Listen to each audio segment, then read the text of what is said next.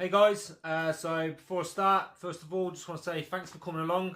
Just hope you find this useful really, but I'm just going to get straight into it and try and keep this video as short as possible.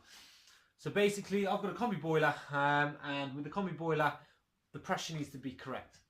So the first thing I'm looking for is, what pressure are we at? Well, at the moment, I'm sitting at just under 1 bar, which is a little bit low for me. I like to put it between 1 and 1.5. When the central heating system is cold. So let's top that up. Now I've got a filling valve, filling loop, whatever you want to call it, underneath here. Just in case, turning that on and then stopping it when you get to the desired pressure. So I'll set that to 1.25 for now. Turn it off, make sure it's turned off fully, otherwise you'll just keep filling the system. So that's turned off now. So I'm just going to get straight into it and turn this bad boy on and see what happens.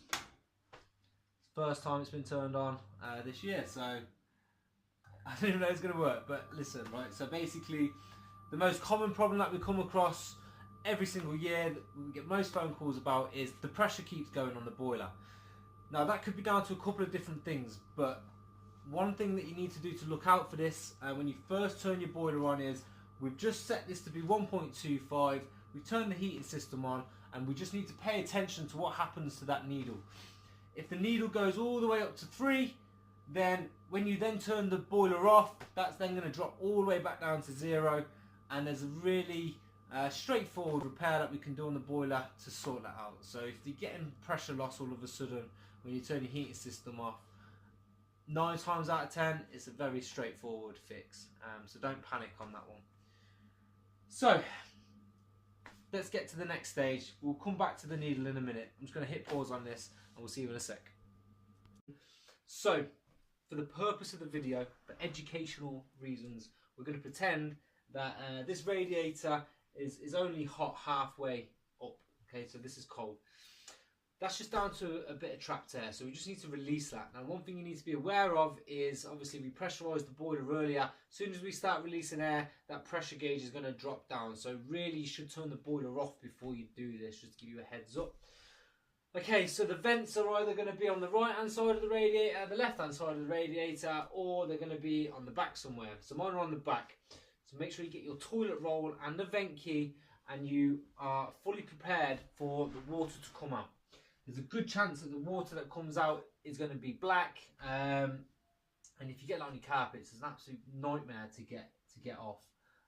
So just be on guard about that. Really straightforward. Get your vent key on, anti-clockwise, crack it until you start hearing the hissing sound, and don't rush it. Don't take the pin all the way out or anything like that. Just let it do its thing. If the hissing stops and you still got no water there, then you've probably got no pressure, and you need to increase that back up to 1.25 or 1.5, whatever. Okay, so once you do get the water out, just crack that back off, and hopefully your radiator should be nice and hot. Now, if it's completely cold and there's no heat getting to it whatsoever, and all your other radiators are getting on just fine, then you've got a circulation issue. Now, what you're going to need to do there is force the water round to the radiator. So the way we do that is you just go around all the radiators, turn them all off. Now, hopefully on all your other radiators you've got a thermostat valve. You can just turn that clockwise all the way to the off position, and then the central heating pump then has got no choice other than to just push the water straight to this radiator, and you should start getting warmth there. Give that a few minutes, let that circulate all the way around and come back around the other side, so both pipes are hot, and that should have released the air for you. You probably hear a glugging sound or whatever, and just release that out of the radiator, and then you'll be good to go. Open up all your other radiators, and it should be fine. If you're still having problems, if you get heat to it and you open it back up and it dies death again, then you're going to need to get an engineer in, unfortunately, but at least you've done your best, right? And that's pretty much it. That's the most common issues that we come across with the radiator. So let's get back to the boiler and see how we're getting on over there. Okay guys, so we're back at the boiler, and we're just checking out this pressure gauge here. So we're set it to be 1.25, it's gone up to 1.5, which is telling me that my expansion vessel is absorbing the expansion within the central heating system the way that it should be. So I know I haven't got a problem there. One of the other things that you want to check, but be careful when you're touching them obviously, is the pipe work. So on mine at the moment, one's hotter than the other, but not by loads.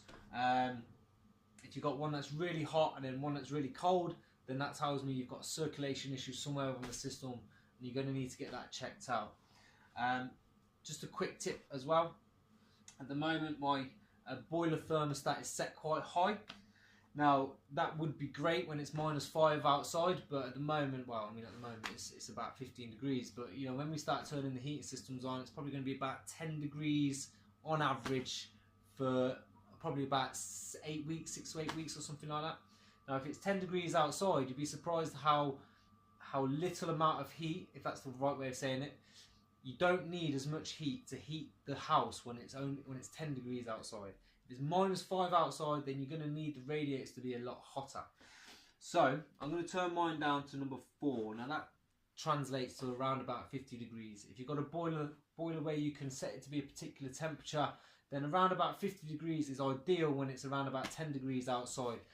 The radiators should give off enough heat to just about get you to about 21 degrees, so you're sitting comfortably.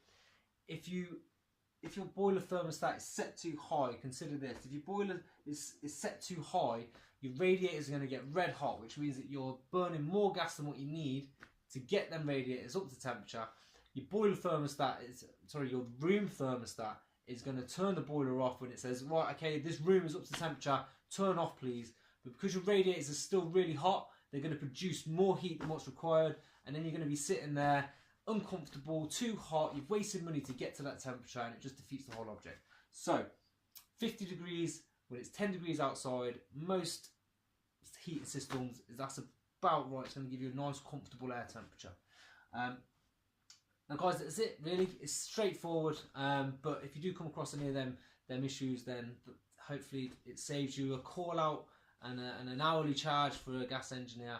The last things we want to do really is come out and vent your radiators and increase the pressure on your boiler. You know, like, we're better than that. We're here to fix the boilers. So hopefully if you follow this video step by step, then it should save you a few quid. So thanks a lot for your time, guys. But if you do struggle, obviously, just give us a call. Okay, cheers. Bye-bye.